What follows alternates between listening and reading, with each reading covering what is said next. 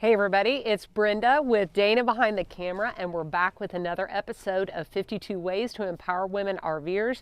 I want to talk to you about water pressure, and specifically when it's too high. Dana told me a story recently when she was filling her onboard storage tank for a freshwater system, and she had the hose from the spigot at the campground into her fill tank connection, and she walked away for a moment, and then all of a sudden she heard a commotion, came back, and it was like a fire hydrant or Niagara Falls just pouring out of her RV. And yes, the tank was full and no damage happened. However, the reason it filled so quickly and caught her off guard is the pressure coming from this connection right here. So let's take a look here just a minute. We're at a campground. In my neck of the woods, we call this a spigot. Some people call it a hose bib.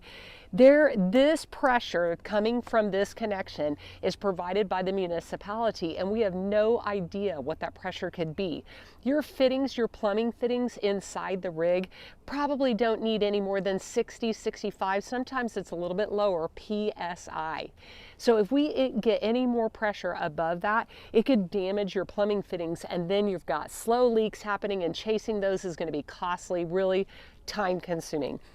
So there's a lot of pressure coming from here, so a lot of us will engage the use of one of these pressure regulators. This one happens to be, and by the way, I've looked this up on Amazon recently, this one with a little dial where you can see the actual numbers of the PSI rating for this little spigot here. They're maybe 35 bucks. It's not much. You can get a low-end one without this dial. They start at $15. So it's really a small range there, very affordable. These ones with a dial are kind of nice. Some of them are adjustable so that you can decide what level of PSI that you want in there. You need to find out what your fittings can withstand according to your manufacturer.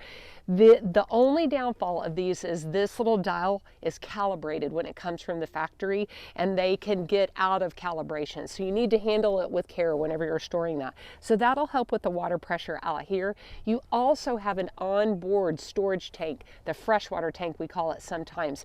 That is pressurized by your water pump, so which is 12-volt battery that operates that. So that puts water into your plumbing system if you don't want to engage or you don't have access to the city water. So hopefully those tips help, and I've got one more pro tip for you.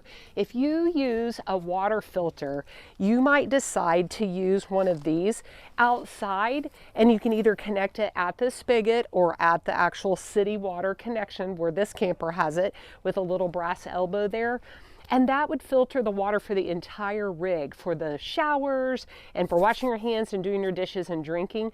If you don't want to do the whole rig, and you don't want to have to change out your filters so often, especially if you have those little micron filters that really get out all the tiny particles, then just put the water filter system at your kitchen sink. And then that'll kind of that will save you having to change it so often. So I hope those tips were helpful, and we'll see you on the next episode of 52 Ways to Empower Women RVers.